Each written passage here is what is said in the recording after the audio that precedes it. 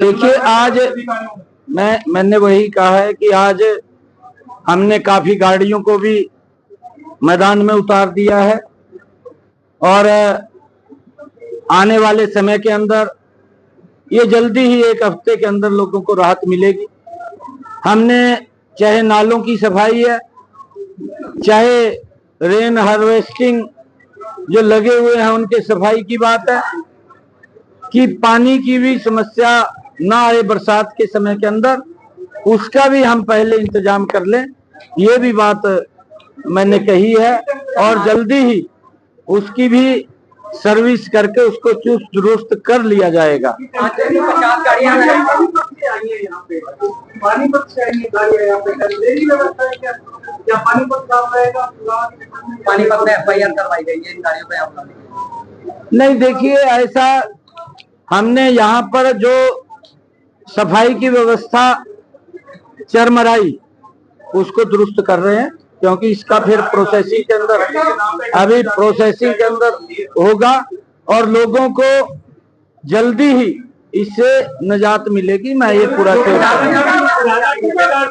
आरोप लगाए जा रहे हैं कि निगम के अधिकारियों को जानकारी थी कि उनकी कई कंडम गाड़ियां खड़ी हुई है, लेकिन उसके बावजूद कार्रवाई नहीं की गई। क्या था उनके ऊपर कार्रवाई की जाएगी ऐसे अधिकारियों को जिन्होंने इस तरह का रवैया अपनाया?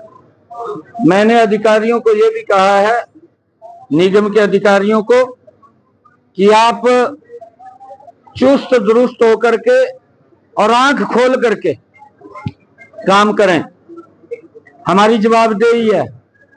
अब मैंने बार बार ये वही रिपीट में बात करूंगा, मैंने कहा है कि हम 1 हफ्ते के अंदर जब समय दिया है तो हम वेट कर रहे हैं।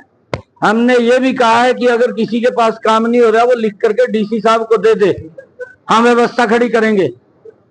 सब व्यवस्थाएं हमारे पास हैं, परंतु हमने लोगों के जवाबदेही हमारी सरकार की है, कर्मचारियों की है, उसको हम पूरा करेंगे। 50,000 ऐसे में 10,000 से ज्यादा जो अभ्यर्थी है वो पंचकुला में धरना दे रहे हैं, जंतर मंतर भी पहुंच गए धरना देने के लिए। ऐसे में सरकार किस तरह से भर्तियां पूरी करेगी? जब हमने कहा है तो करेंगे ना पूरी। नहीं, ये बताने का आपको थोड़ी विषय है। मैंने अगर बोला है तो 50,000 करेंगे तो करेंगे, आपको बताएंगे। एक साल से जो अवेटेड है, जिनका रिजल्ट जारी हो चुका है लेकिन उनको ज्वाइनिंग नहीं दी जा रही, उनके लिए कैसे करेंगे? जाके सुप्रीम कोर्ट से वापस आ चुका है केस। नहीं, देखिए, ऐसा नहीं है। उसके अंदर जो एक प्रोसेसिंग है, उस प्रोसेसिंग के तहत बच्चों को बुलाते हैं।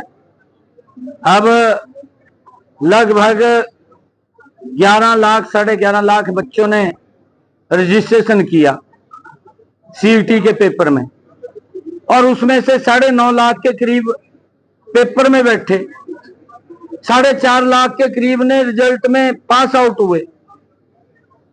जितनी सरकार के पास वैकेंसी निकाली है उतने तो रखेंगे, ऐसे फालतू कैसे रखेंगे? राहुल गांधी का बयान आया, राहुल गांधी का बयान आया,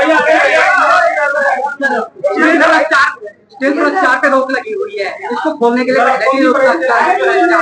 उसके लिए हम कैसे करेंगे? नहीं, उसके लिए हमने रुकावट आ रही है, नहीं करिए। आपके सांसद भी कह रहे हैं अधिकारी काम नहीं कर रहे। खड़गे साहब को आप ये बात पूछना, जब ये भारत जोड़ो यात्रा लेकर के राहुल हरियाणा में गया था, खड़गे साहब ने ही कहा था मंच के ऊपर खड़ा होकर के कि भाई मोदी तो हर साल 1 करोड़ नौकरी की बात कर रहा है। वो हरियाणा के लोगों को पूछ रहा था, खड़गे ने पूछा था, हमने नहीं पूछा था, मंच के ऊपर से पूछा था, लोगों से ये पूछा था भी आपके यहाँ कितनी नौकरी मिली है। तो मेरे ख्याल से वहां जो कांग्रेस की रैली में लोग आए हुए थे उन्होंने ही कहा कि भाई नौकरी मिली हाथ खड़े करका। फिर खड़गे साहब का क्या था रिएक्शन कि आप तो लड़ाकू हैं, आपको मिल गई होगी, कहा, ये रिएक्शन था उसका। अरे तू बोल क्या रहा है? तू एक पार्टी का बड़ा सीनियर लीडर है, आपने बोलना भी ठीक चाहिए।